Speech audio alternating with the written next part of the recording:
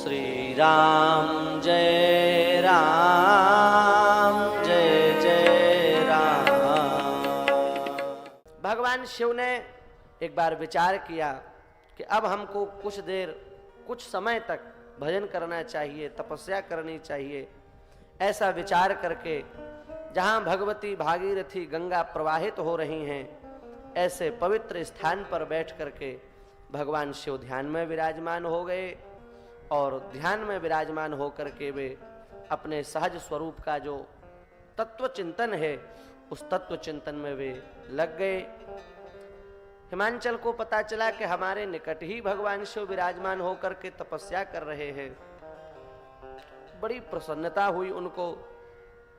अपनी पुत्री को लेकर के वे भगवान शिव के सन्मुख पहुंचे हैं और हिमांचल ने कहा कि भगवान मैं आपका दास हूं, सौभाग्यो हम महादेव प्रसादात् तव शंकर मत्वा स्वदासं मां नाथ कृपां कुरु नमोस्तुते। हे भगवान, आप मेरे ऊपर कृपा करें, मैं आपका तुच्छ सेवक हूं, तुच्छ दास हूं। आज आपकी दया से, कृपा से मैं सौभाग्य हो गया, सनाथ हो गया, धन्य भाग्य हो गया, मेरे भाग्य खुल गए जो मुझे आपका दर्शन हो गया। भगवान शिव पहले तो समाधि में ही विराजमान थे, लेकिन बाद में हिमांचल की बात सुनकर के भगवान शिव ने नेत्र खोले।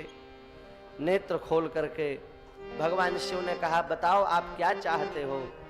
उन्होंने कहा कि हे भगवान, मैं आपसे एक ही आदेश चाहता हूं।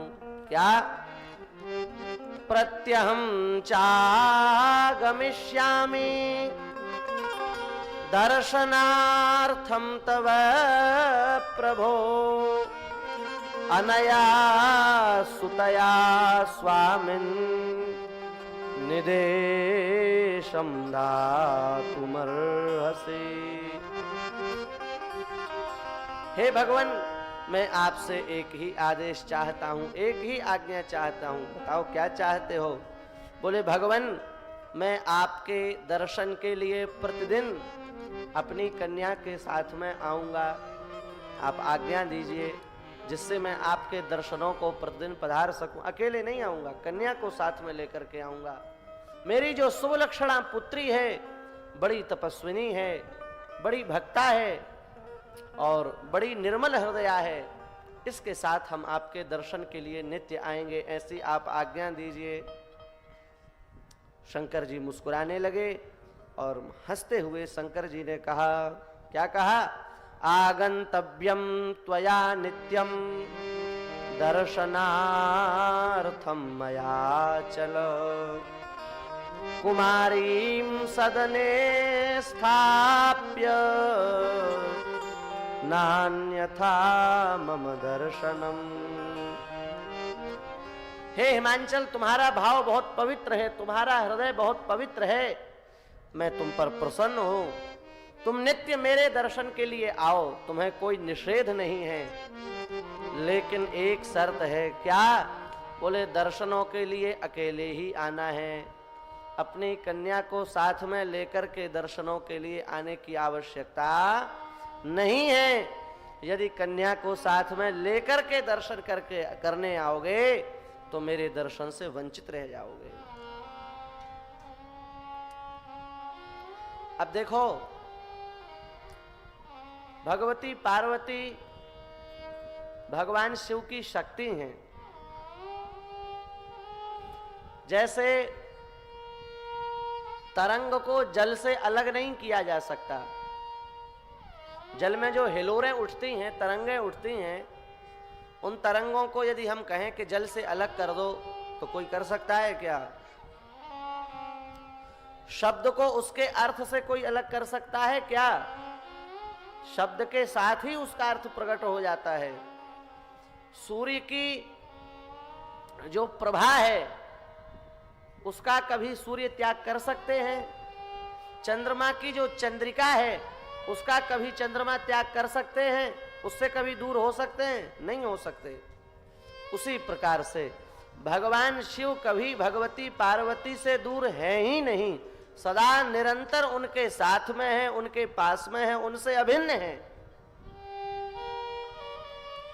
लेकिन उसके बाद भी भगवान शिव मना कर रहे हैं।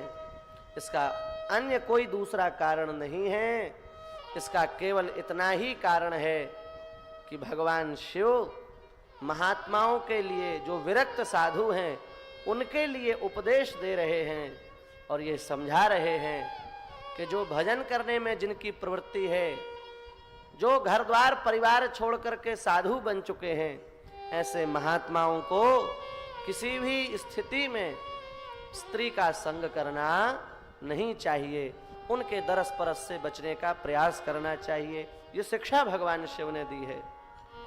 वस्तुतः वो तो अभिन्न है, उनके लिए कोई ये बड़ी बात नहीं है।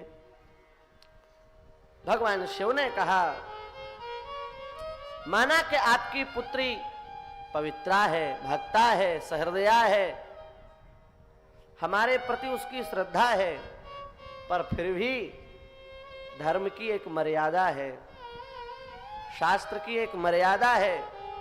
इस समय हम तपस्या में स्थित हैं, इसलिए यदि आपकी इच्छा हो तो आप दर्शन करने आओ, आपको मना नहीं है, आप तो दर्शन करने आ सकते हैं।